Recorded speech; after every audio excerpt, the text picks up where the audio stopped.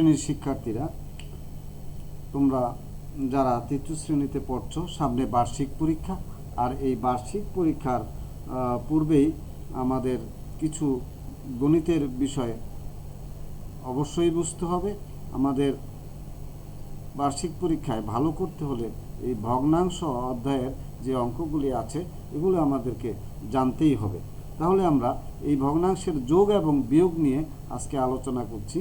আমরা এই পৃষ্ঠা নং বইয়ের পৃষ্ঠা 98 থেকে আজকে কিছু অঙ্ক করব। আমাদের প্রথম অঙ্কটি তোমরা তোমাদের বইটা খুলে দেখো, 98 পৃষ্ঠায় প্রথমেই যে অঙ্কটি রয়েছে সেটি একটি সমহর বিশিষ্ট ভগ্নাংশের যোগ। আমরা দেখতে পাচ্ছি এখানে তোমাদের বইতে এখানে 5 লেখা আছে, 5 যোগ করি। তোমরা দেখো এই কথাটি লেখা আছে। এই অঙ্কগুলো যদি আমরা এখনই করে ফেলি তাহলে আমাদের আর পরবর্তীতে কোনো সমস্যা হবে না। আমরা ঠিকই পরীক্ষার সময় এই অঙ্কগুলো পরীক্ষায় দিতে পারবো। তাই আর দেরি না করে আমরা চেষ্টা করি যাতে এই অঙ্কগুলো পরীক্ষায় দিতে পারি। এই জন্যই আমাদের 5-এর 1 এখানে আছে 3 ভাগের 1 ভাগ, তার সাথে যোগ করতে বলা হয়েছে 3 ভাগের 2 ভাগ। আমরা এই যোগটা কিভাবে করব? 3 ভাগের 1 ভাগ, 3 ভাগের 2 ভাগ, এটা কিভাবে আমরা যোগ করব? যোগ করতে হলে আমাদের এইরকম সমান সমান চিহ্ন দিয়ে একটা দাগ দিতে হবে। দাগ দেওয়ার পর এই দাগটির নিচে আমরা যে কাজটি করব, আমাদের এখানেও হর আমাদের আগেই জানতে হবে।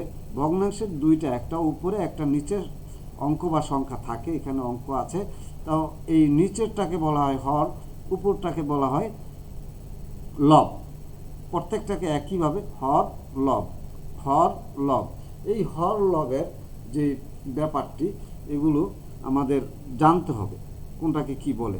কিন্তু অঙ্ক করার জন্য আমাদের এটা মনে রাখতে হবে না। অর্থাৎ আমাদের এই হর যদি একই হয়, এটাকে সমান হর বা সমহর বলা হয়। উপরে লেখা দেখো সমহর। আমাদের এই শব্দটাও জানতে হবে। সমহর বলতে কি বুঝি?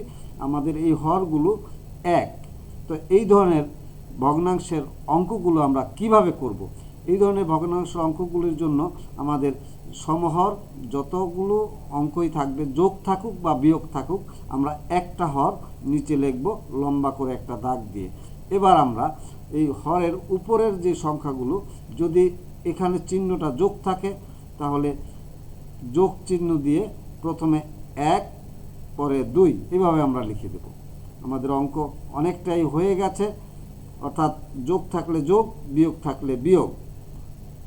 এখানে কি লিখব? এই হরের উপরে 1 আছে, এটা ওখানে, তারপরে যোগের পরে কি লিখব? এই হরের উপরে যে লব আছে এটা আছে 2, এই দুইটা আমরা যোগ করে দিলে উপরে পাবো কত? 3, নিচেও একটা 3। এবার আমরা এটাকে কি বলতে পারি? এটা দিয়ে বুঝিটা কি সেটা আমাদের আগে জানতে হবে। এই উপরে এবং নিচে এরকম সংখ্যা থাকা মানে উপরের সংখ্যাটাকে নিচের সংখ্যা দিয়ে ভাগ করা। তো তোমরা কে জানো না যে 3কে 3 দিয়ে ভাগ করলে কত হয়? যদি এই ভাগ করি, 3কে যদি 3 দিয়ে ভাগ করি, অর্থাৎ উপরেরটাকে, এই উপরের 3টা আমি এখানে লিখেছি, নিচের 3টা এখানে লিখেছি। অর্থাৎ উপরেরটাকে ভাগ করব নিচের সংখ্যাটা দিয়ে। এখন 3 × 3। আমরা এভাবেই যখন উপরের নিচে একই রকম সংখ্যা পাবো, তখন এটাকে ভাগ করলে আমরা কি পাই? রেজাল্টটা 1 পাই। তাহলে আমরা বলতে পারি এই অঙ্কটার রেজাল্ট হবে 1।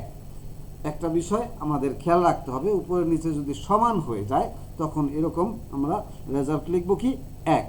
3 3 না হয়ে অন্য কোনো সংখ্যা 5 5, 4 4, 10 10 এরকম হলেও আমরা এই একই রেজাল্ট লিখব, কারণ এটা ফলাফল। আমাদের কি লিখতে হবে? 1 ভাগ করে আমরা এটা দেখলাম। তাহলে আমরা এবার 2 নং অঙ্কটি করি। 2 নং অঙ্কটি কি আছে দেখো। 2 নং অঙ্কটি আছে 4 ভাগের 3 ভাগ, 4 ভাগের 3 ভাগ, তার সাথে আছে 4 ভাগের 1 ভাগ। তাহলে এই 4 ভাগের 3 ভাগ এবং 4 ভাগের 1 ভাগ এটাকে আমরা যোগ করব। যোগ করলে কি হবে, আমাদের আগের মতোই একটা লম্বা দাগ দিতে হবে, তারপর নিচের যে সংখ্যা আছে 4 4 এই একটা লিখতে হবে, এরপর উপরে আমাদের অঙ্কটা যেহেতু যোগ, তাহলে প্রথম উপরে যেটা আছে সেটা 3, তারপরে দিব যোগ, তারপরে এখানে উপরে আছে 1। এবার আমরা উপরের দুইটা যদি যোগ করি হয় কত, 4, নিচেও 4। তাহলে এখন এইটার উত্তরও আমরা কত হবে, 1। এই ছিল আমাদের 1 এবং 2 অঙ্ক দুইটির ফলাফল। এবার আমরা 3 নং অঙ্কটি করতে চেষ্টা করি। 3 নং অঙ্কটি আছে তোমাদের 5/3 যোগ 5/1। তাহলে আমরা যদি এখানে লিখি 5/3 যোগ 5/1।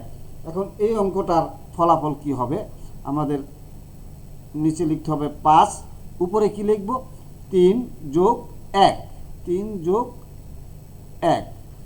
এবার আমরা উপরে যদি যোগ করি 3 এবং 1 একসাথে করা বা যোগ করা, এটা হলো 4, নিচে কত, 5। এই অঙ্কটার রেজাল্ট আমাদের ফলাফল 4, 5/4। তো এভাবে আমরা বাকি অঙ্কগুলোও করব। তাহলে দেখো আমরা কিভাবে করি। আমাদের 3টা অঙ্ক হয়ে গেল। এখন আমরা 4 নং অঙ্কটি করব, 4-এর পরে 5। তাহলে আমাদের 4 নং অঙ্কটি কি আছে, 4-এ আছে 4/1 যোগ 4/1, অর্থাৎ এরকম আছে, উপরে 1, নিচে 4, 4/1 যোগ 4/1। তো এই 4/1 যোগ 4/1, এই অঙ্কটা আমরা যদি করি তাহলে আমাদের কি করতে হবে, আমাদের করতে হবে নিচে 4, উপরে 1 যোগ 1। এবার আমরা 1 এবং 1 যদি আমরা যোগ করি তাহলে হয় কত, 2, নিচে আছে কত, 4।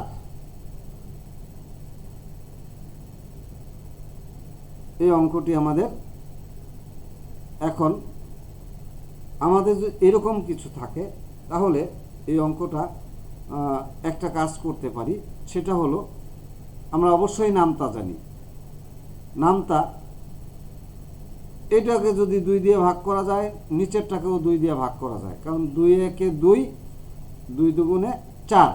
তাহলে উপরের 2কে যদি 2 দিয়ে ভাগ করি তাহলে হয় 1, নিচের 4কে যদি 2 দিয়ে ভাগ করি তাহলে হয় 2। এটা আমাদের কি করলাম, আমরা এটা ছোট করলাম। অর্থাৎ এরকম যদি কোনো একটা সংখ্যা দিয়ে উপরেরটাও ভাগ যায়, নিচেরটাও ভাগ যায়, এরকম যদি আমরা দেখতে পাই বা মনে হয়, তাহলে ভাগ করে ওই সংখ্যাটা দিয়ে ভাগ করে তারপরে আমরা ফলাফলটা লিখে দেব।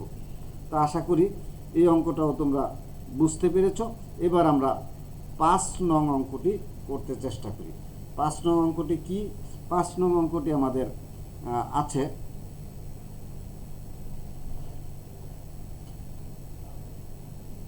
5/3 যোগ 5/2। তাহলে 5/3 এবং 5/2, এটাও আমরা একইভাবে 5 লিখব নিচে, উপরে 3 যোগ 2। এবার আমরা যোগ করে দিলে 3 এবং 2 হয় কত, 5। তাহলে এটাও আমাদের উপরে নিচে একই সংখ্যা হয়ে গেলে আমরা যদি ভাগ করে একটা দেখেছি, প্রথম 5 দিয়ে 5কে ভাগ করলে 5 একে 5, অর্থাৎ 1 হবে।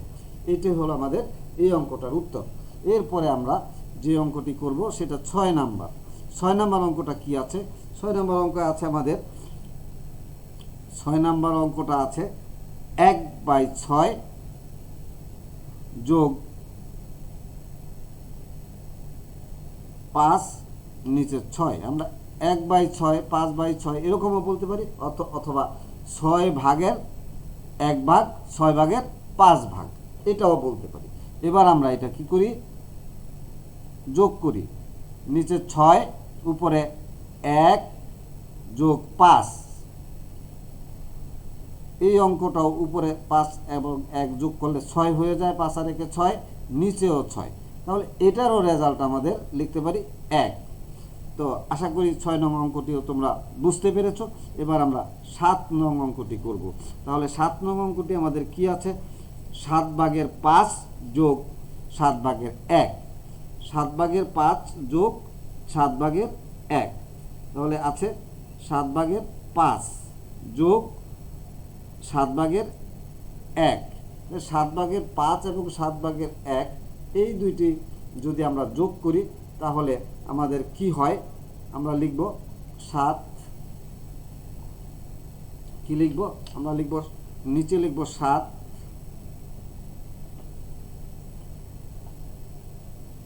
উপরে কি লিখব? উপরে লিখব, এখানে আছে 5 যোগ 1, 5 যোগ 1। এবার আমরা উপরে 5 আর 1 যোগ করলে হয় 6, নিচে হয় 7। এটা যেহেতু আমাদের উপরেরটা কম আছে, নিচেরটা বেশি আছে, এটা কোনো কিছু দিয়ে আবার ভাগও করা যায় না, তাহলে আমাদের এই ফলাফলটা 6, নিচে হলো 7, অর্থাৎ 7/6। এবার আমরা 8 নং অঙ্কটি করতে চেষ্টা করি। 8 নং অঙ্কটি আমাদের কিভাবে করতে পারি সেটা আমরা একটু দেখি। 8 নং অঙ্কটি করতে আমাদের যে কাজটি করতে হবে সেটি হলো,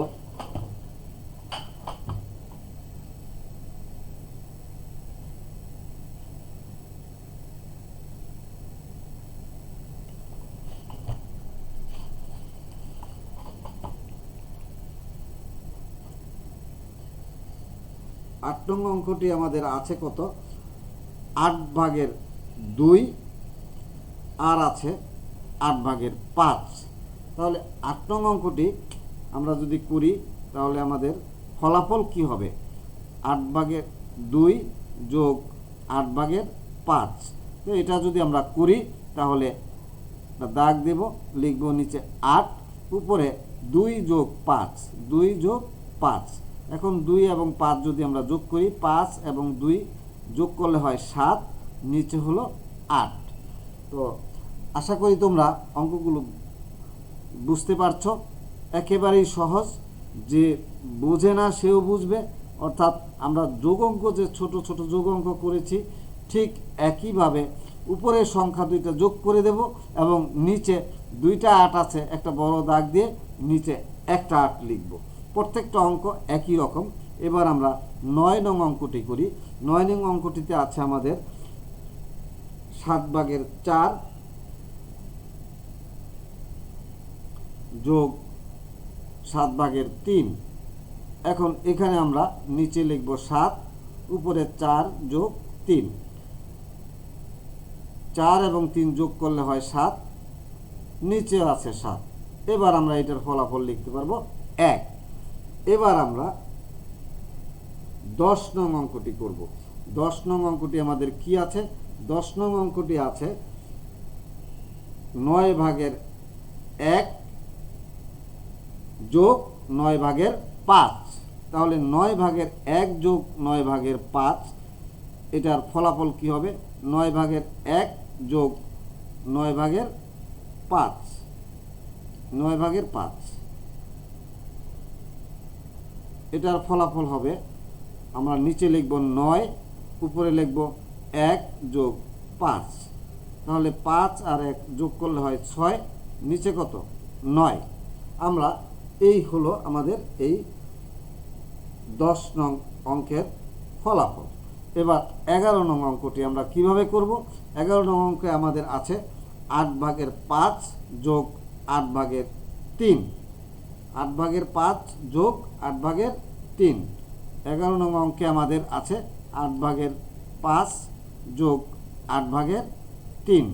আমরা নিচে লিখব 8, উপরে কি লিখব?